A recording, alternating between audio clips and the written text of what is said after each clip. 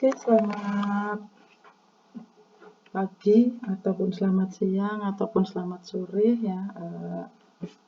Kita lanjutkan ke teori klasik dalam perdagangan ya. Teori klasik yang dikemukakan oleh siapa kemarin? Kalau masih ingat, Adam Smith dan David Ricardo ya. Itu ada teori merkantilisme, keunggulan mutlak, ya, keunggulan komparatif, teori nilai tenaga kerja, dan juga nanti ada keunggulan komparatif dalam nilai uang. Ya. Kemudian merkantilis kemarin sudah kita bahas ya, kita singgung sedikit yang didasari karena adanya perbedaan scarcity of demand ya, adanya perbedaan scarcity of demand atau kelangkaan dalam permintaan antar negara ya, sehingga karena adanya kelangkaan permintaan antar negara itulah yang menimbulkan adanya perdagangan antar negara ya. Kemudian lebih lanjut Adam Smith itu mengemukakan dalam sebuah teori yang berjudul Theory of Absolute Advantage atau keunggulan absolut. Ya. Ini dikatakan unggul secara absolut itu apabila suatu negara itu memiliki keunggulan mutlak ya dibandingkan dengan negara lain untuk memproduksi suatu barang ataupun jasa.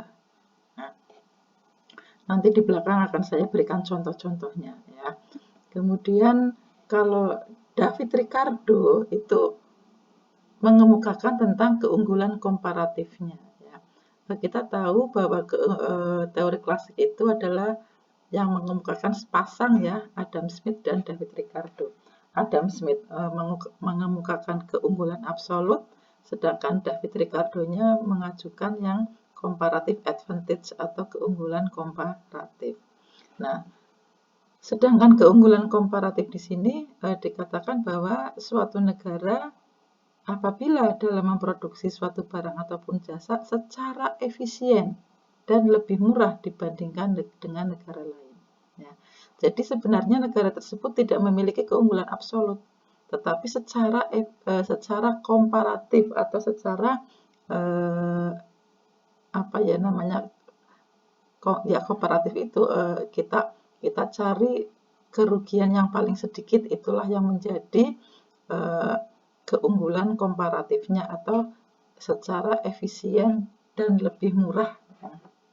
Nah, kemudian kenapa suatu negara itu kok mendorong spesialisasi ya, spesialisasi. Nah, dengan adanya keunggulan komparatif ini kan akan menimbulkan negara-negara tersebut itu untuk berspesialisasi ya. Karena kalau tidak berspesialisasi, dia akan bertahan pada keunggulan absolut. Suatu negara nanti tidak ada yang tidak memiliki keunggulan absolut sehingga tidak akan terjadi perdagangan internasional. Ya.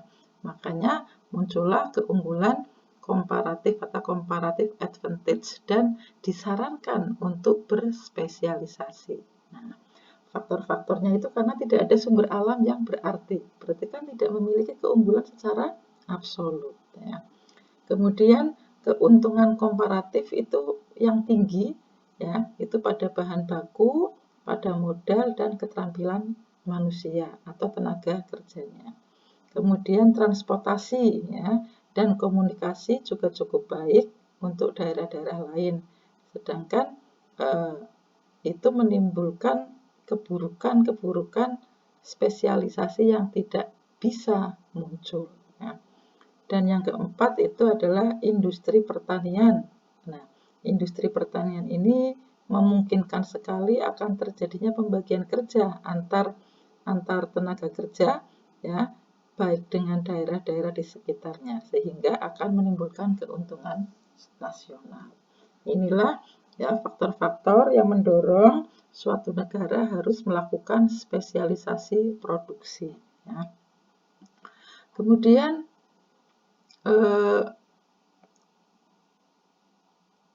lawan atau kebalikan dari spesialisasi itu adalah diversifikasi, keanekaragaman produk ya. Ini faktornya adalah bahwa prospek jangka panjang itu yang kurang menentu ya. Jadi apabila suatu negara memandang untuk berspesialisasi itu prospek kedepannya kurang menentu, maka dia atau negara tersebut harus mengambil langkah untuk melakukan diversifikasi. Ya. Kemudian faktor yang kedua karena tersedianya sumber-sumber alam yang lain. Ya. Jadi ada semacam cadangan. Ya, dia memiliki keunggulan mutlak. Ya. Kalau spesialisasi itu kan tidak memiliki keunggulan mutlak. Ya. Kemudian adanya biaya transport yang tinggi dalam ekspor impor antar daerah atau antar negara. Ya.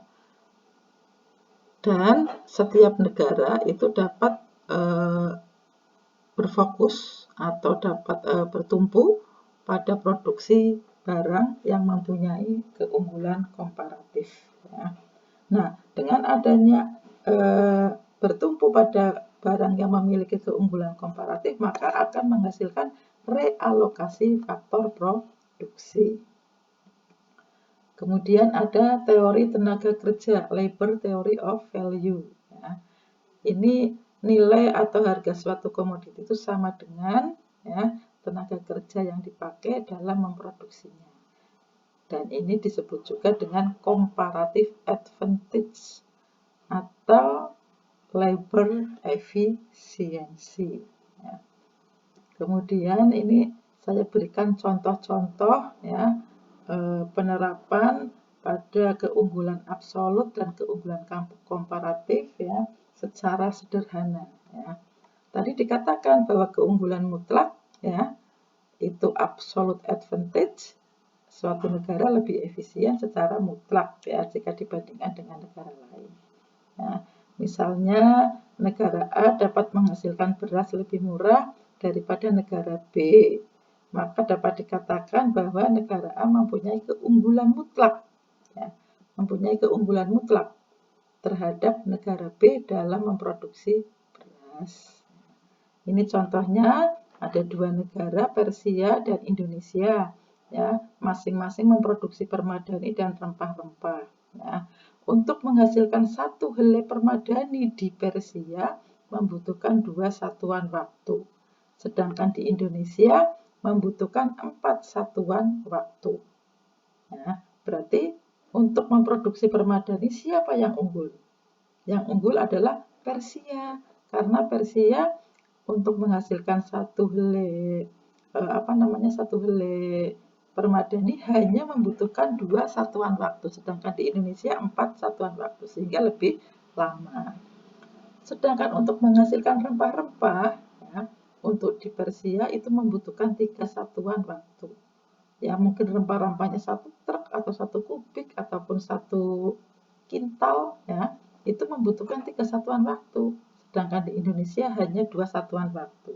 Berarti pada kasus rempah-rempah ini yang unggul secara absolut adalah Indonesia karena lebih cepat atau lebih murah untuk menghasilkan 1 satuan rempah-rempah. Ya. Nah, ini keterangannya nanti bisa dilihat kembali ya. Kemudian dengan adanya kondisi tadi keunggulan absolut, maka Indonesia akan mengekspor rempah-rempahnya ke Persia, ya. Dan Persia akan mengekspor permadaninya ke Indonesia. Ya, kenapa?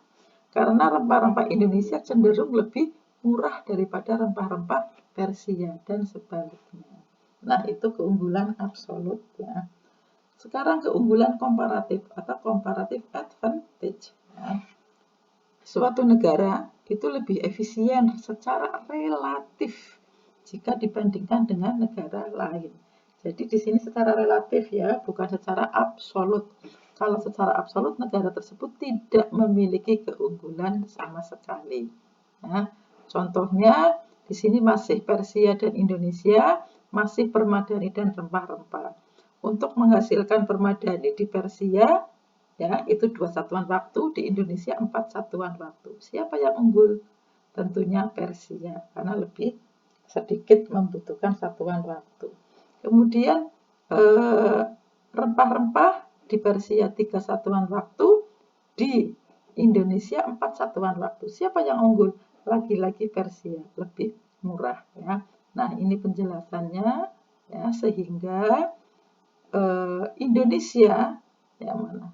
Nah, ini sehingga atau oki oleh karena itu ya, akan menguntungkan jika Indonesia menukarkan rempah-rempahnya dengan permadani Persia dan Persia menukarkan permadaninya dengan rempah-rempah Indonesia ya, sehingga ini kenapa kok Indonesia memproduksinya rempah-rempah bukan permadani. Kita tarik lagi ke atas. Nah, ini ya. Indonesia tidak memiliki keunggulan absolut, tapi Indonesia masih bisa kita cari keunggulan komparatifnya. Caranya adalah mencari kerugian yang paling sedikit yang diderita oleh Indonesia, karena Indonesia yang tidak memiliki keunggulan absolut. Ya. Kalau di permadani, 1 helai permadaninya Persia sama dengan 1 helainya permadani Indonesia sama dengan 2 helainya permadani di Persia, ya 1:2. Sedangkan untuk rempah-rempah itu 1 kubiknya rempah-rempah Indonesia sama dengan 1/3 ya. Ini 1/3 kubiknya rempah-rempah Persia. Sehingga kerugian yang paling sedikit adalah pada rempah-rempah untuk Indonesia ya. Sehingga di sini disarankan Indonesia itu berkonsentrasinya kepada rempah-rempah. Nah, dengan adanya keunggulan komparatif ini tentunya Indonesia merasa diuntungkan sehingga Indonesia mendapatkan gains from trade. Nah, Persia tidak mengalami perubahan, tetapi Persia bisa menukarkan permadaninya dengan rempah-rempahnya Indonesia. Nah, itu ya. Nah, dengan adanya keunggulan absolut dan keunggulan komparatif, maka muncullah yang namanya spesialisasi produksi. Ya, setiap negara itu mempunyai spesialisasi, ya, tidak untuk memproduksi semuanya. Contohnya, misalnya Persia itu memiliki 600 hari kerja total, ya, sedangkan Indonesia memiliki 800 hari kerja. Ya. Dari hari kerja yang dimiliki ini merupakan budget line yang dimiliki oleh masing-masing negara. Kemudian kita bisa lukiskan ke dalam PPF atau batas kemampuan produksi atau production possibility frontier ya. Nah, ini gambarnya seperti ini. Ini adalah untuk Indonesia dan ini adalah untuk Persia. Ya. Ini adalah untuk permadani, sumbu vertikal adalah untuk permadani dan sumbu horizontal adalah untuk rempah-rempah. 600 ya, Persia tadi memiliki 600, kalau diproduksikan permadani semua menghasilkan 200 ya. Kalau untuk dihasilkan rempah-rempah semua 300 ya. Sedangkan Indonesia 800 ya. 800 kalau untuk memproduksi rempah-rempah semua 200 dan untuk memproduksi permadani semua juga 200. Sehingga di sini kelihatan bahwa jam kerja yang dimiliki oleh Indonesia itu lebih banyak 800, tetapi memiliki PPF yang lebih rendah daripada Persia. Ini menunjukkan bahwa di Indonesia kurang efisien dan efektif. Ini contoh saja ya. Nah, demikian penjelasan dari kuliah ini. Selanjutnya nanti kita bisa didiskusikan. Terima kasih.